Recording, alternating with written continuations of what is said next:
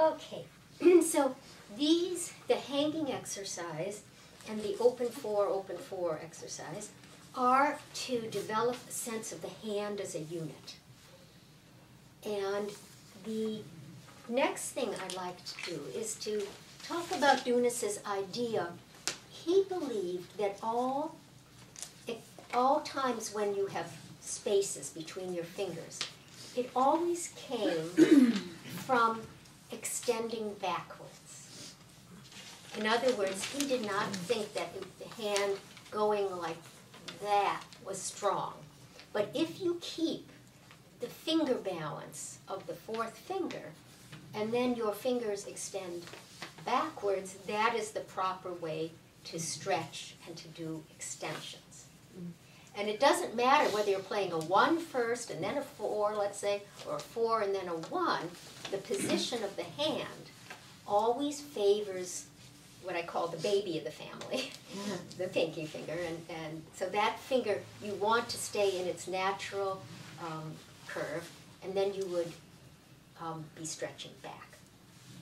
So to develop this, basic principle, there's an exercise which I literally can't remember whether it's a Dounis exercise or I made it up myself. and I think it's safer to err and say it's a Dounis exercise rather than the opposite. So the exercise is, I'll start it up. I like to do it in third position. And I call this exercise stretch backs.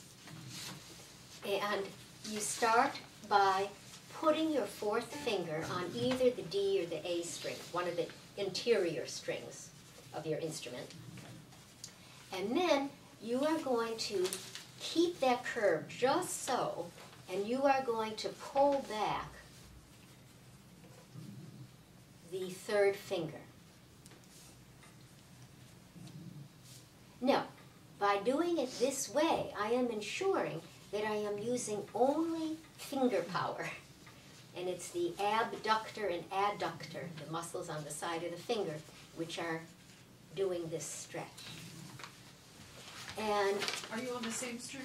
no, I am on the adjacent string. So it starts as if I'm playing like a minor sixth.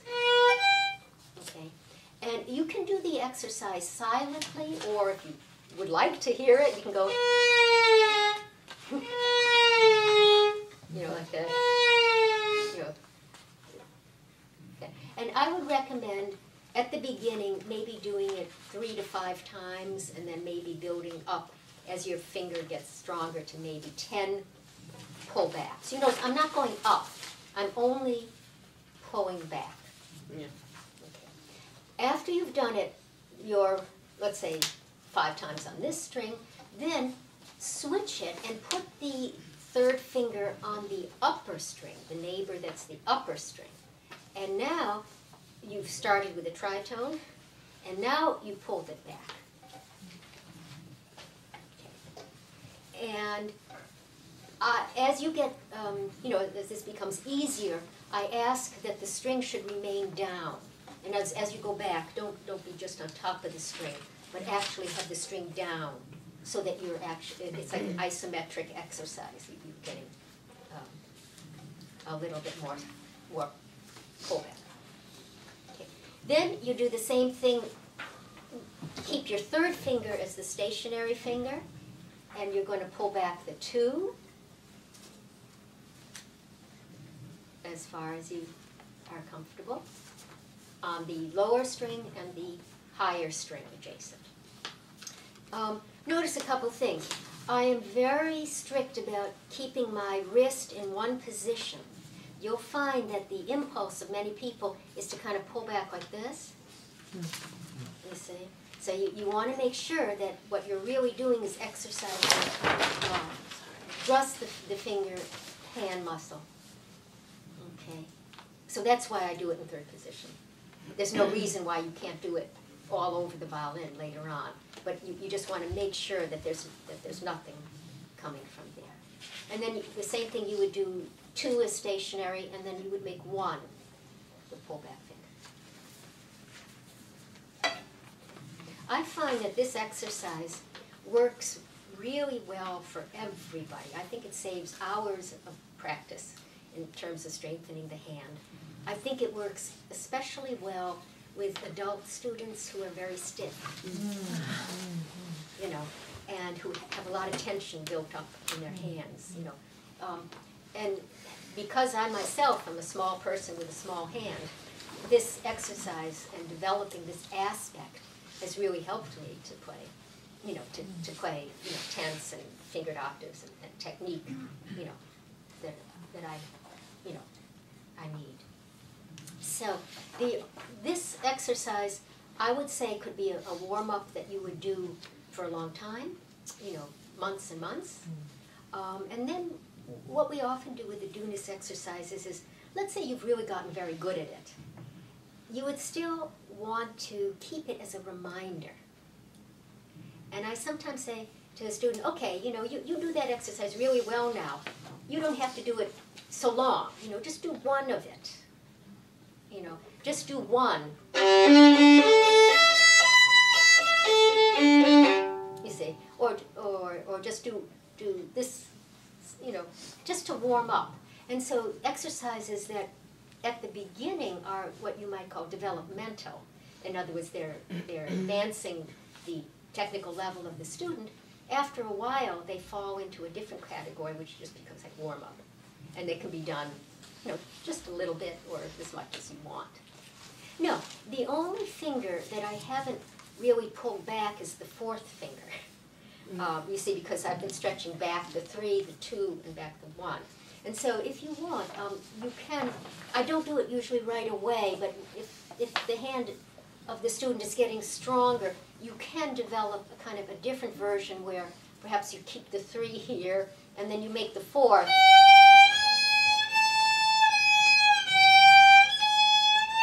You know, or do something like that, because I just want to mention that the 4 itself is not getting separate exercises.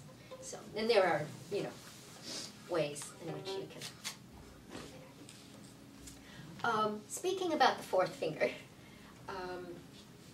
sometimes, you know, students come in and they have a break in the knuckle, you know, and they have, or a very flat finger or something like that, and they need a little extra help and you know, just strengthening.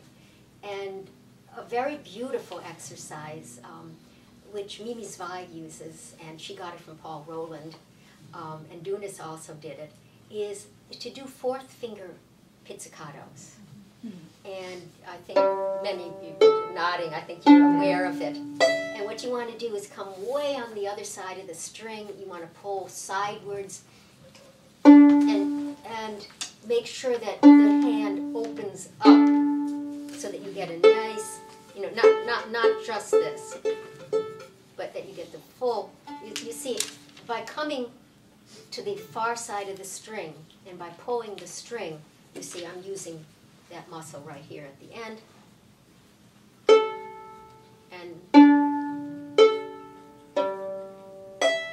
And I like to do it in, I tell them to do it in a random fashion, because I want to get lots, do you see how the elbow, I want to get a lot of that rotational freedom in the elbow.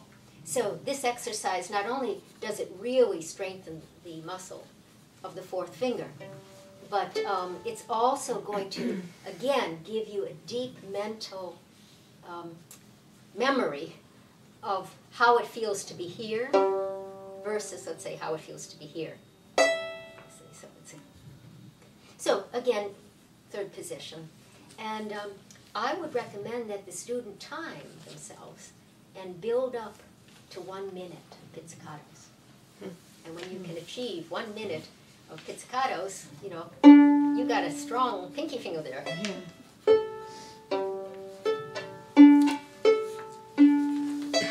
It always reminds me a little bit like gamelan music in that random.